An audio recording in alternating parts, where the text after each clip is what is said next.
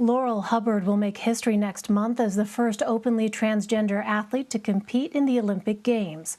Hubbard will compete in women's weightlifting in Tokyo, representing New Zealand. She will also be the oldest weightlifter at 43 years old. But some critics argue that it may not be fair to have an athlete who was assigned male at birth competing against women. A recent CBS News poll found 60% of Americans believe transgender student athletes should play on a team that matches their sex at birth.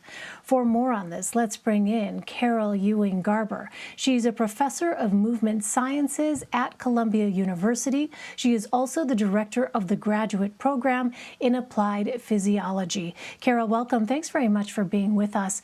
The New Zealand Olympic Committee expressed their support for Laurel Hubbard participating in the Tokyo Olympics, but some argue that because she was assigned male at birth, Hubbard has a distinct advantage over other athletes. What does the science show? Well, the science shows that trans women do have some advantage in greater muscle mass and some greater strength than women who are born as women. However, there are a lot of other factors that do affect sport performance. So it's not simply whether or not you have a little more testosterone. There's a lot of psychological factors and other factors. And frankly, we don't really understand all of the differences between sexes, even without considering transgender. So I think in this case, especially with an older athlete, I think it would be hard-pressed to really argue that she has a great advantage, although she may have a slight one.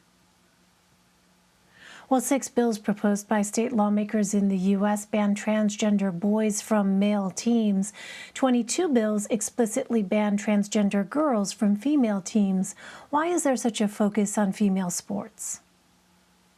Well, again, I think it's because many people think that trans girls or trans women have an unfair advantage over same-sex girls. And that's not really well documented. And in fact, when you consider youth sports or high school sports, that's even less of an argument, since we see so much variability between boys and girls that, in fact, we often could consider having boys and girls be playing on the same teams.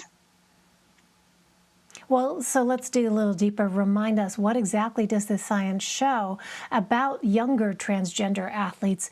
Do they have an advantage over cisgender athletes or people whose gender identity is the same as the sex they were assigned at birth?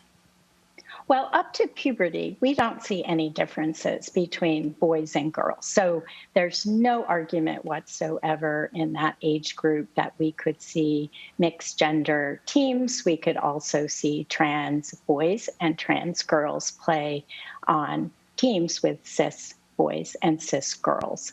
After puberty, we do start to see differences between boys and girls. But again, there's so much variability in performance across those age groups that it really shouldn't be an issue. And it's really downright mean and to consider that we're going to exclude any kids from sports, because sports are so important for kids' development. Well, let me ask you, 8 states have already passed bills banning trans girls from competing on teams of their choice, and the governors of these states say that they are ensuring fair competition and preserving women's athletics. Former Olympic gold medalist and Republican candidate for governor in California, Caitlyn Jenner, has also emphasized this issue of fairness. What do you make of that argument? Right. Well, I think some of the argument with women is just because we've had a long-standing inequality of opportunities for girls and women to participate in sports. So the idea that someone who was biologically a male or born as a male would be competing with people who are born female, to some seems unfair. But the reality is that the change of gender really results in many changes that reduce that ability of that person to compete at the same level as their previous gender identity. All right, it's an issue that we're going to continue to hear a lot of, I'm sure, in the coming months. Carol Ewing Garber for us. Carol, thank you very much for sharing your perspective with us. We appreciate it. It was a pleasure. Thank you.